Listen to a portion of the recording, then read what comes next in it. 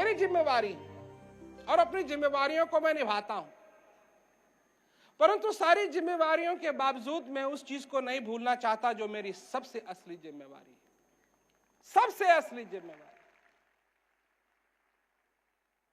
अगर मैं किसी का ऋणी हूं तो मैं श्वास का ऋणी हूं, इसका कर्ज है मेरे पे। ये श्वास आया और आज मैं अगर हरा देख सकता हूं, पीला देख सकता हूं, लाल देख सकता हूं, बोल सकता हूं, हंस सकता हूं, रो सकता हूं, क्योंकि मेरे अंदर ये श्वास आया। अगर मेरे अंदर भगवान की तरफ प्रेरणा जागती है तो इसलिए जागती है क्योंकि मेरे अंदर ये श्वास आया। अगर आज मेरा कोई भाई है तो वो इसलिए है कि मेरे अंदर श्वास आया। अगर आज मेरे बच्चे हैं तो वो इसलिए हैं कि मेरे अंदर श्वास आया।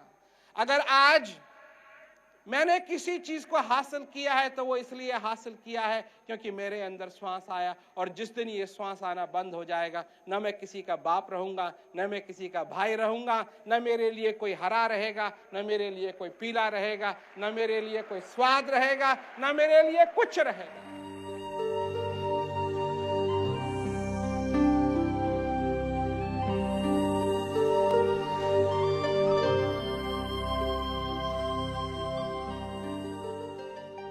आपका स्वभाव है आनंद से, परमानंद से प्रेम करना।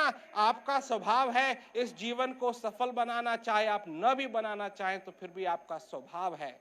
यह आपका स्वभाव है, इसको आप बदल नहीं सकते,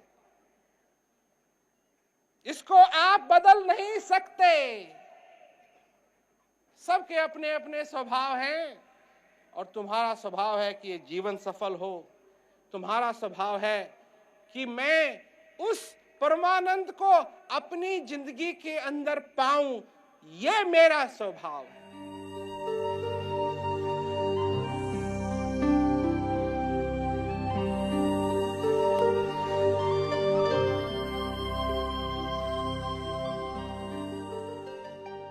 और किसी ने हमसे कहा कि आप कैसे लाएंगे इस विश्व में शांति। मैंने कहा भाई, उसको मैंने एक फुटबॉल फील्ड का ही इसी तरीके की जगह का मैंने उसको उदाहरण दिया। मैंने कहा कि अगर ऐसा जैसा स्टेडियम हो और इसको तुम चाहते हो कि इसमें उजाला हो तो कैसे होगा उजाला? बल्ब जलाने पड़ेंगे, एक एक बल्ब जलाना पड़ेगा। जब बल्ब जलेंगे तब उजाला होगा। मनुष्य, हर एक मनुष्य एक एक बल्ब है। ये स्टेडियम, ये पृथ्वी है, ये संसार है।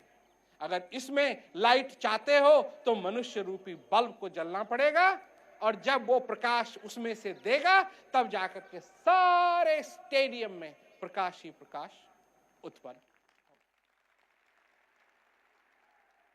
लोग बोलते हैं ये तो असंभव बात है। चलो हम मानते हैं असंभव बात है, कोशिश तो कर लें। अगर हमारी कोशिशें सारी फेल हो गई तो कम से कम पता तो लग जाएगा, क्योंकि साइंस में यही बात होती है ना, पता तो लग जाएगा कि ये संभव नहीं है। परंतु जब तक कोशिश ही नहीं की गई तब तक हम कैसे कह सकते हैं कि ये संभव ही नहीं। कोशिश तो करनी चाहिए और हम कोशिश कर रहे हैं।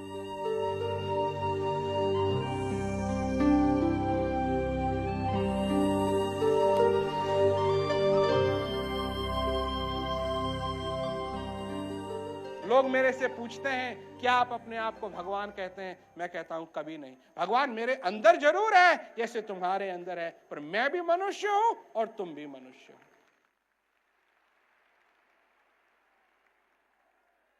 और जब तक मनुष्य मनुष्य का आदर नहीं करना सीखेगा तब तक शांति, बाहर की शांति इस संसार के अंदर संभव नहीं है।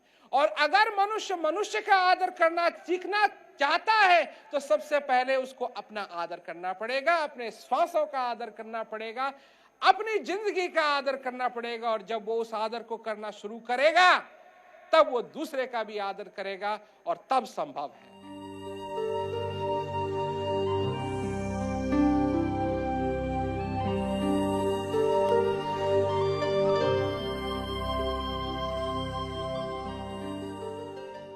पूछते हैं आप ये क्यों कर रहे हैं, ये आप क्यों कर रहे हैं? पैसे के लिए कर रहे हैं?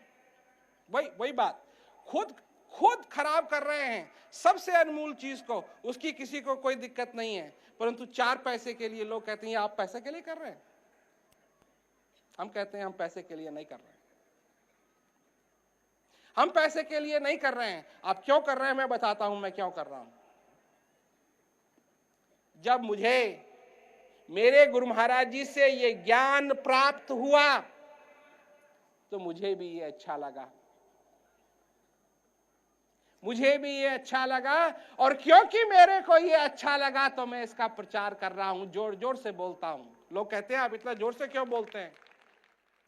अगर मैं स्पीच पढ़ता तो धीरे धीरे भी बोल सकता था, पर मैं स्पीच नहीं पढ़ रहा हूं, मैंने स्पीच याद नहीं की है, मैं हृदय से बोलता हूं।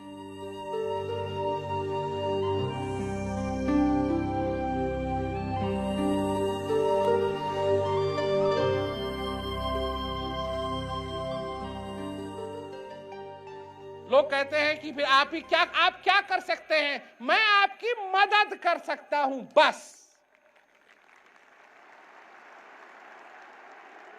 मैं सिर्फ इतनी चीज कर सकता हूं, आपकी मदद कर सकता हूं, और वो भी तब जब आप चाहें। फिर लोग हमसे कहते हैं दे दो जी, दे दो।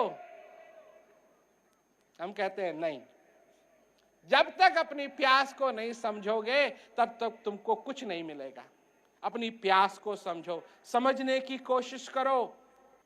और हम तो ये भी कहते हैं कि हम ये नहीं कह रहे हमारे पास ही आओ, जाओ जहां जाना चाहते हो, जैसे जाना चाहते हो, जैसे इस प्यास को बुझाना चाहते हो, कोशिश करो उस प्यास को बुझाने की। ये तुम्हारा धर्म है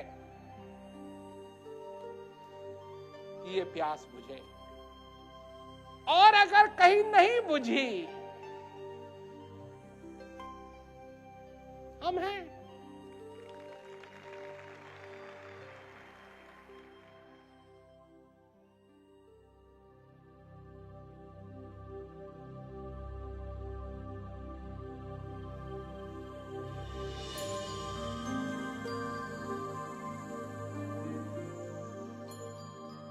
मैं बात करता हूं अंदर आनंद की,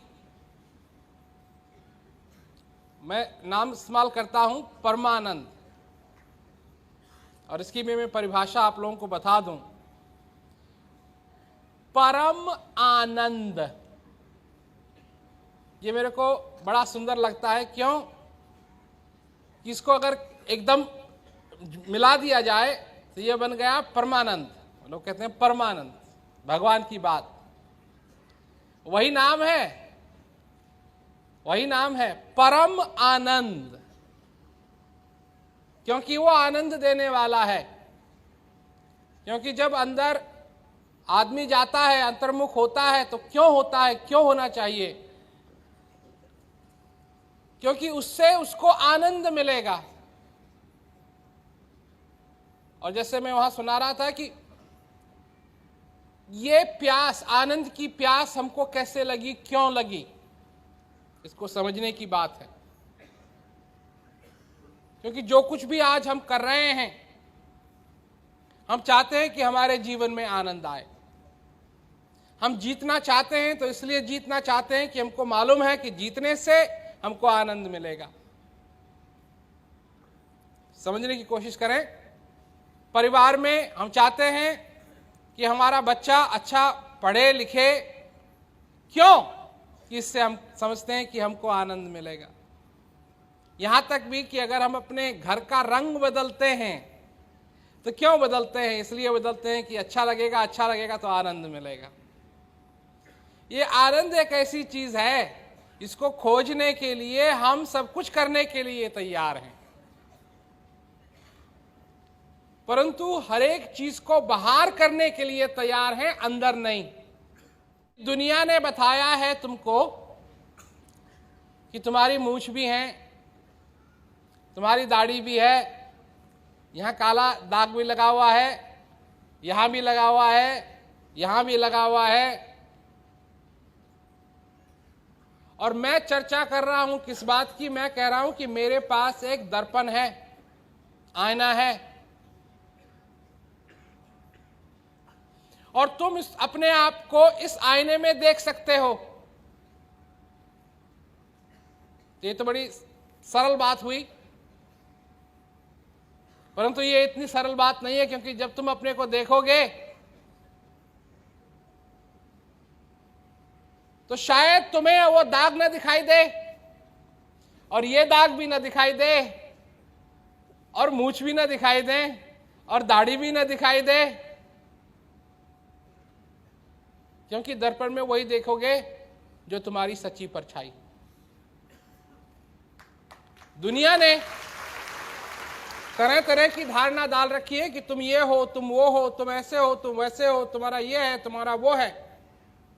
पर जिस दिन तुम अपने सच्ची परछाई को देखने के लिए निकलोगे, इन धारणाओं को साथ मत लाना, क्योंकि जिस दिन लाओगे, अपने आप को देखोगे और कहोगे ये मेरी परछाई नहीं। अब ये आईने की गलती है कि तुम्हारी मूंछ नहीं दिखाई दे रही।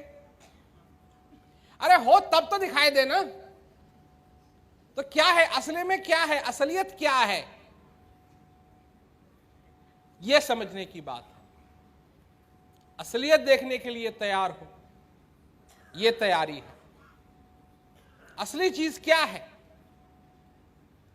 क्योंकि जिस भी रूप से, जिस भी कारण मैं कल्पना करता हूं, और मैं कल्पना करता हूं कि भगवान ऐसा होगा, मैं कल्पना करता हूं भगवान वैसा होगा, कल्पना करता हूं कि परमानंद ऐसा होगा, परमानंद वैसा होगा, मैं कल्पना करता हूं कि मैं ऐसा हूं, मैं वैसा हूं, तो जब तक मैं कल्पना के जंजीरों में बंधा हुआ हूं तो असलियत का मेरे को क्या पता लगेगा? असलियत का मेरे को क्या पता लगेगा? अगर मैं असलियत को जानना चाहता हूं तो मेरे को बालक का हृदय लेना पड़ेगा। अगर मैं असलियत जानना चाहता हूं तो मेरे को अपनी धारणाओं से नहीं, पर पवित्र रूप से इस ज्ञान को लेने के लिए, इस ज्ञान को समझने के लिए मेरा हृदय पवित्र होना चाहिए। तो अगर आप कुछ और जानना चाहते हैं तो ये मौका है।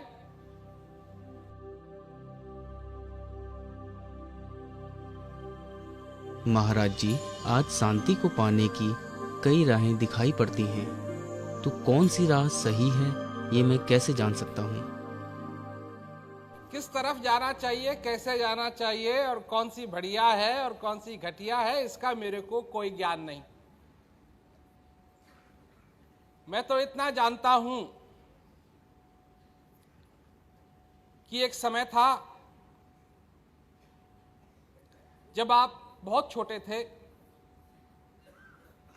आपके अंदर श्वास चलता था, आपको इन दुकानों का कोई ज्ञान नहीं था, आप जीवित थे और आप पे ये कृपा हो रही थी कि आपके अंदर श्वास आ रहा था और जा रहा था। जो धर्म आपका उस समय था, वही धर्म किसी न किसी तरीके से जब आप आखिरी श्वास लेंगे तब रहेगा। वह है असली धर्म।